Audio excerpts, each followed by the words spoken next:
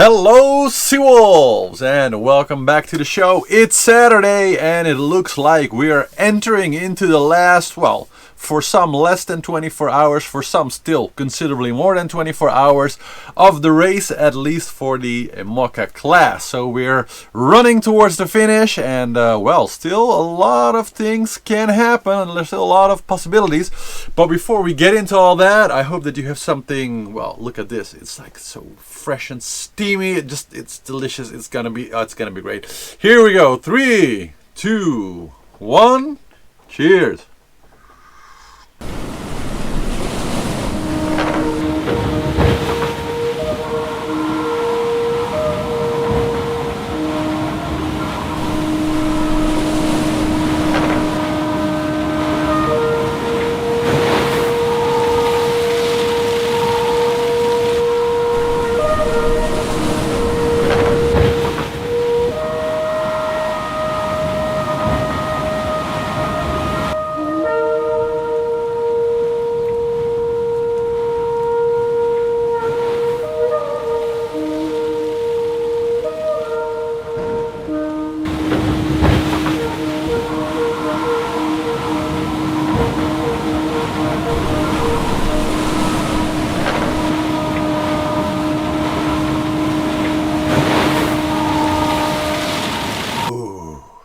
Not so much good footage coming out of the fleet these last days, so you know when that happens that everybody is laser focused on winning that last little bit of position as they get towards the finish. Funny to see.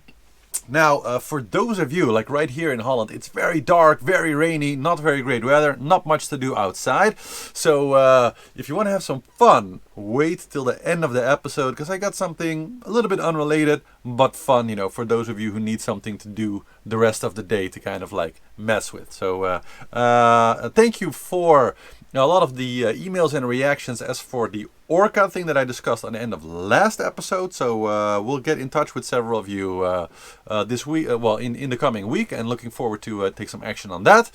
But with that said, let's dive into the race, shall we? So let's take a look right away at the tracker, and we can see, of course, for the people, Thomas Ruyant and Morgan Lagraviere have made great strides. Really quite a nice lead actually now, also something like 180 mile lead, something like that.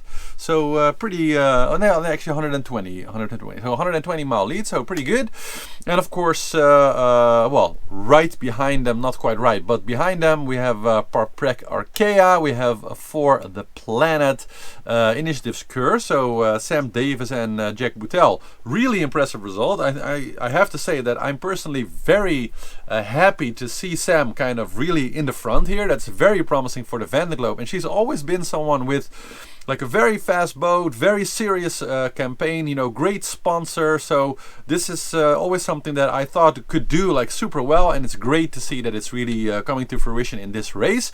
And right behind there, who would have thought in the beginning of the race, Charal. And so yeah, that's kind of our top 5. We have, of course, Boris Herman and Will Harris right behind them in 6th, but quite a little jump behind. And then as we go to number 7, we see that actually teamwork.net up here still in a very good position. So they're not really in it for the win anymore. I think 7th is probably, well, maybe 5th or 6th, possibly, maybe still possible. But the weather's not super favorable for them. We'll get to that in a second. But it is cool, because they were kind of like far in the back. I mean, like position 25 or somewhere around there when they made the choice to take that other route. And even though it's clear now that just based on the weather and a few things that they might have gotten lucky, but they got a little bit less lucky, let's say, than the most favorable predictions told them they possibly could be. But still, if they end up 7 in the race, it's an incredible feat. And also if you look at how far they raced away from the rest of all the boats that took the more western route, they actually did really Good. They raised a very fast radius. So even if they stick with this result, even if they end up becoming 7th, it's yeah, bold move and very impressive result. A good portion of the race in first position. So I'm sure that the sponsors will be very happy with that also. So all in all, really, really cool result. So what are we seeing now? Well, the weather is more or less you know, steady as a rock. So if we kind of look at the situation, so we have Martinique here, and well, they're right now sailing somewhere around here, so you know, still some ways to go. But if we zoom out a little bit, we can see that the weather, so this is more or less the weather that we are seeing right now. And if we go kind of through the time, so we have about like 24 hours maybe left. So if we kind of phase through that, we can see that there isn't really a lot of big changes. So overall wind speed is virtually steady. The only one thing is that there is, if you kind of zoom in, right, there are some areas that are a little bit stronger than others, right? So we can see here we have kind of 12 knots. If we scroll through it, it's all around there. But here we have like 14. So it's like, you know, a 2-knot average difference kind of throughout the region. But, you know, if you're sailing mostly to an area with 14 knots or mostly in an area with 12 knots, on these highly advanced boats, that still translates to, you know, a noticeable difference in the distance that you're going to be able to cover. So I think that right now, especially because the lighter winds, as you can kind of see, so if we go through it again, it's a little bit more towards the north of Martinique actually, so a little bit more unfavorable now for the people that are coming more from the north, from the northwest directly of Martinique. So it looks like the actual southern route, especially the front, is a little bit favored in this, and so for that reason I think that more or less the result that we see now, of course, you know, it's still very tight between paprec, Arkea and For the Planet, and we have Innitiatives Coeur and Charal also really close kind of combat racing, so everything is still possible there. I think as far as Thomas Ruyant and Morgan Lagraviere, yeah, if they can keep their lead now wind wise, I don't see any reason why they won't consolidate the win here. So let's hope for them for the best, and by the end of today, tomorrow morning, we'll see the result. Then if we switch to the class 40s, which are of course also still racing hard. Now we see that they're considerably still further away, right? So they have probably still 3 days or so to go at their speeds. And we see Grand Perelli, so Ambrosio Baccaria and Nicolas Andrieux in the lead again. Also, you know, what we kind of talked about 2 days ago, that when they were you know, passing the Canaries, taking a more southern route, kind of avoiding the lower wind zones around the islands, and also taking a bit of a more southern course. So if you actually look at the track here, you can see that Grand Perelli basically almost in all the situations was the most southern boats of all the boats, which means that they're able, because if you're on a more southern route, your course can actually be a bit more higher.